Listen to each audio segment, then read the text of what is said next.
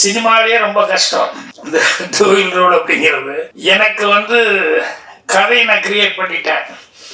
ஒரு கைதியின் டைரி, அதாவது ஆக்ரிஸ்டா ஹிந்தியில் நான் எடுத்தேன், தமிழில் எங்கள் டைரக்டர் எடுத்தார்.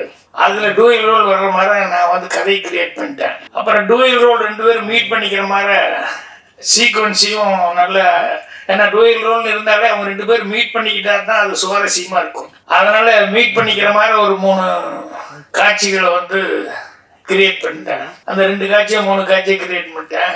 அதுக்கப்புறம் ஷூட்டிங்கில் அப்போ என்னென்னா கைதியின் டைரி அப்போல்லாம் நான் தனியாக படம் முந்தான முடிச்ச வரைக்கும் எல்லா படமும் நான் தனியாக எடுத்துக்கிட்டு இருக்கிறேன். அதனால் இந்த படத்துக்கு ஷூட்டிங்க்கு கதை வசனம் விட்டு நான் எழுதி கொடுத்துட்டு நான் ஷூட்டிங் போக முடியல.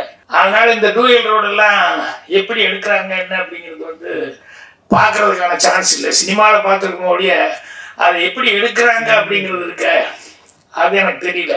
என்னோட அதே ஹிந்தியில் நான் பண்ணும்போது அந்த டூயல் ரோல் சீன் தான் எடுக்கலான்னு சொல்லிட்டு போனேன். இப்போ எனக்கு ஒரே காம்ப்ளெக்ஸ் என்னன்னா, நான் டூயல் ரோல் எப்படி எடுக்கிறது,